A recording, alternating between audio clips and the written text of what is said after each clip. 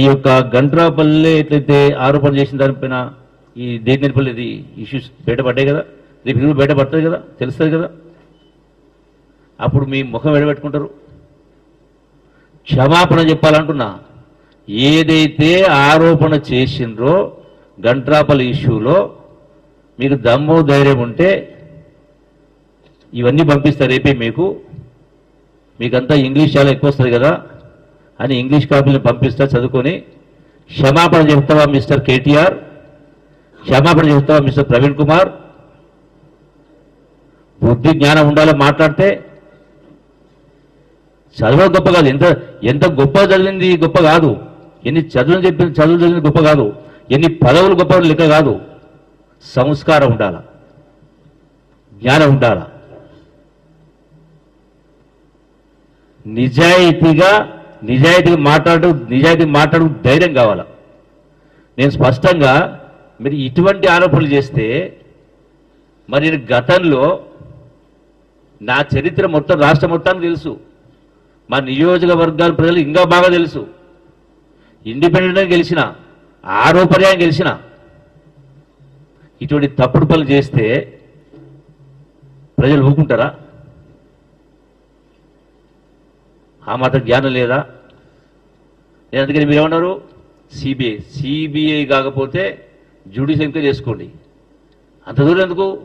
మీరందరూ పోండి, గ్రామ ప్రజల ముంగట చెప్పండి. ఎక్కడేదో గ్రామ ప్రజల ముంగట ఇదే గంటాపురం పోండి మీరు.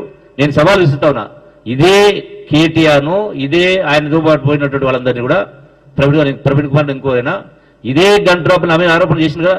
నిన్న ఎటువంటి ఆరోపణ చేసిండ్రో ఇదే ఆరోపణ గంటాపురం చేసింది కదా. మీకు ధైర్యము దమ్ము ఉంటే డైరెక్ట్గా గ్రామాల వెళ్ళి చౌరస్తాలు నిలబడి మీరు ప్రజల సమక్షంలో దమ్ము ధైర్యం ఉంటే. రేపు ఇదే లక్ష్మీపల్లిలో ఏం జరుగుతుందో మనం wait for the enquiry. 24 hours కాలే ఒకటే ఉదయం జరిగితే, ఇప్పుడు మధ్యరాత్రి ఇప్పుడు తెలియదు. ఉదయం అసలు ప్రజలకు తెలిసిందే ఉదయం తెలిస్తే మీరు 11 గంటలకు తయారైనరు, మధ్యాహ్నం అడిపోయినరు. దీన్ని బట్టి ఏమర్థమవుతుంది? కనీసం నీవే మాట్లాడినావు పూర్వాపరాలు తెలుసుకుందామని, మరి పూర్వాపరాలు తెలియకుండా ఎట్లా ఆరోపణ చేసినావు? అంటే దుగ్ధ కాదా ఇది? మా మీద కోపం కాదా? మీకు ఏం దొరకలేదు కాబట్టి ఇటువంటి చేస్తారా? నేను క్షమాపణ డిమాండ్ చేస్తా ఉన్నా. ఇంకొకసారి ఇటువంటి తప్పుడు ఆరోపణలు చేస్తే ఇప్పుడు నిజంగా నేను ప్రశ్న మాట్లాడుతా ఉన్నా. రా చౌరస్తాకు రా, నీవు ప్రవీణ్ గారు రా, 7 గంటలకు వస్తా నేను. ఆ బాధ కుటుంబాలు వెళ్ళిపోయాడు. బేకూఫ్ నాయలు బేకూఫ్ మాట మాట్లాడుకుంటూ మీ బేకూఫ్ మాట కూడా అంటే పబ్లిక్ అంతా చూతే చేస్తారా? మీ బాకా ఉదయ పత్రిక మీడియా అడ్డం ఉందని. You are unfit to be politicians. ఈ రోజు దాకా నేను తప్పుడు ఆరోపణ ఇక్కడ చేసినా ఎవరిపైన ఎన్నో జరిగినాయి.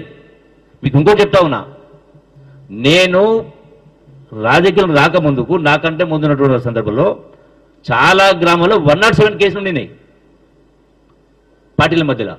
నేను వచ్చిన తర్వాత అన్ని పార్టీలు పిలిపించి కూర్చోబెట్టి రాజకీయం మంచి సంస్కృతి కాదు, మన ఆలోచన ఎప్పుడు కూడా గ్రామాలు అభివృద్ధి చెందాలి, చదువులపైన దృష్టి ఉండాలి, ఆటపాటలపై దృష్టి ఉండాలి, కళలపై దృష్టి ఉండాలి, ఉపాధి అవకాశం దృష్టి ఉండాలి. ఇటువంటి వ్యవహారాలు చేయవద్దని కూర్చొని అన్ని కంప్లీట్ రాజకీయం ఒక్క సింగిల్ కేసు జరగలే, ఒక సింగిల్ 107 లాస్ట్ 23 yearsలో. ఇటువంటి నా పైన బురద వెళ్తే నాకు అంటుకోదు బురద, ఆ బురద మీరే మైలపడతారు, ఆ మసక మీకే అంటుంది. ఎక్కడ ఏ సంఘటన జరిగినా ఓ హౌలా దొరికిండు, మాట అనకూడదు కానీ ఇంకా పేరు ప్రస్తావిస్తలేను. అరే ఎవరైనా సమాచారం ఇచ్చినప్పుడు ఆ సమాచారం ఇచ్చిన వ్యక్తి యొక్క క్యారెక్టర్ని తెలుసుకోవాలా, అతని క్రెడెన్షియల్ని తెలుసుకోవాలా. మీరే స్వయంగా సాక్ష్యం కదా. 5 లక్షల రూపాయలకు 26 కోట్ల రూపాయలు ఎత్తుకున్నాడు అని ఏమంటారు? దొంగ అన్నారా, లంగ అన్నారా? ఫామ్ హౌస్లో మీకే దొరికింది కదా, అంటే ఎవరైతే డూడు బసం లెక్క గంగిరెద్దులకు తలుపుతారా? నువ్వు పార్టీ వర్కింగ్ ప్రెసిడెంట్వు, ఆయన retired IPS officer. Common sense ఉండదు కొద్ది కూడా. నేను బహిరంగంగా క్షమాపణ డిమాండ్ చేస్తా ఉన్నా. లేదంటే ఆ గ్రామానికి స్వయంగా పోండి మీరు మరోసారి. ఇవన్నీ కూడా చార్జ్ షీట్స్. వాడే ఒప్పుకున్నాడు, స్పష్టంగా కనపడతా ఉంది.